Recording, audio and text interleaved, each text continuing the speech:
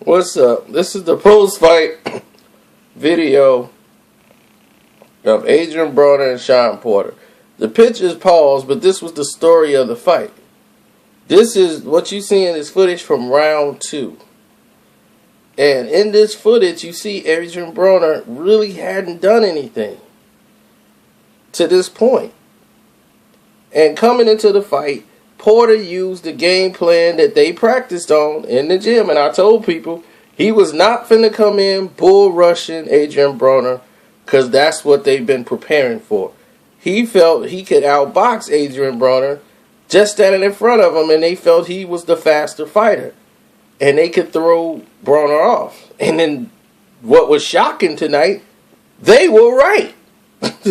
Adrian Broner, for some reason, was just looking for the counter shot. Now, in the first round, he did do what he was supposed to do. But something definitely went wrong in the training camp.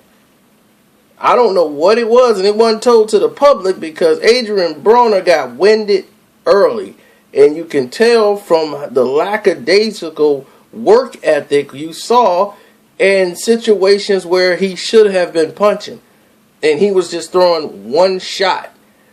And I mean just a pawing shot. And this was early in the rounds. And it's like, what is he doing?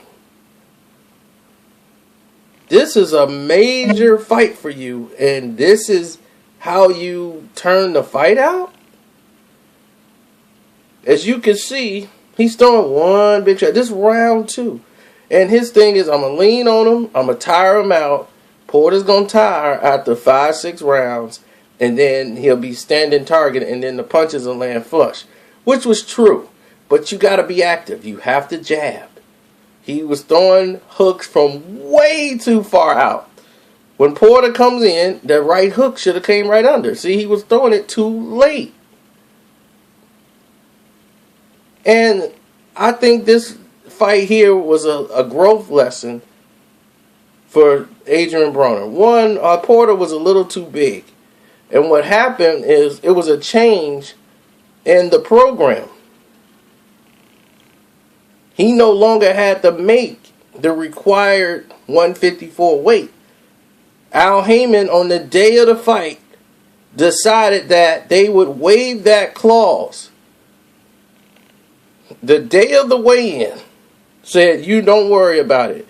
They signed the contract right before they got on the scales, and he said, the rehydration part, don't worry about it. You can weigh what you want to weigh. That's why he came in the ring at 160 pounds, a full middleweight tonight, because he could. He didn't have to worry about a second weigh-in. Did that have an effect on the fight? Don't matter. It's what Adrian Broner did in the fight. That was the bigger question mark. What happened to him? 2-3 rounds in, he was so gassed and winded. It was shocking. Now, in the championship rounds, that's where the fight got away from Adrian. Like, I gave Adrian rounds. He actually won rounds in this fight. People were just, they can't get out of the emotion of the fight that they scoring the emotion. They're so excited that every round is going to Porter. He's just getting wild. At this point, the plan worked. Porter is tired. He's worn down. He's fatigued. Now, the problem is, so is Adrian Broner. And he's more worse for wear with the fatigue.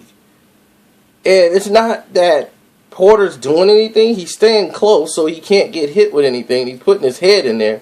But Broner is too tired to do anything about him. And look, he's working. So you can't take the fight away from the man that's working.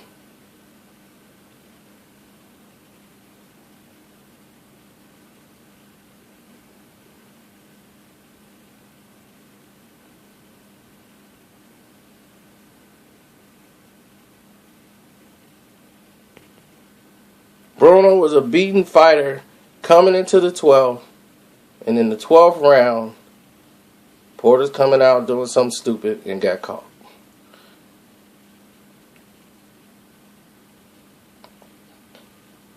He looked at him like, ooh, that was a good punch. Then Porter did what he does.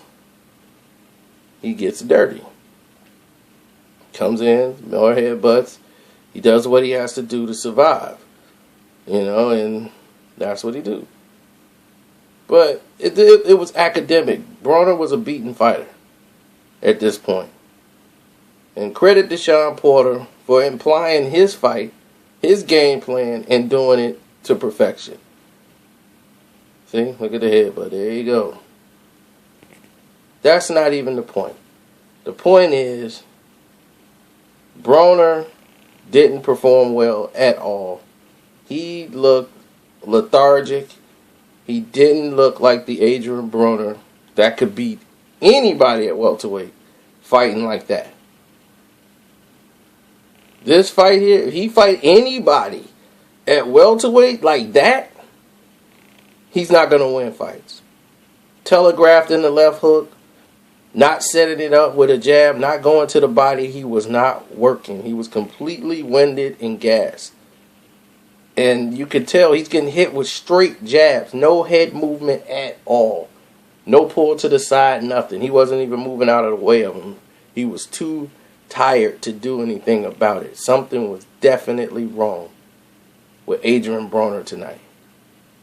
So,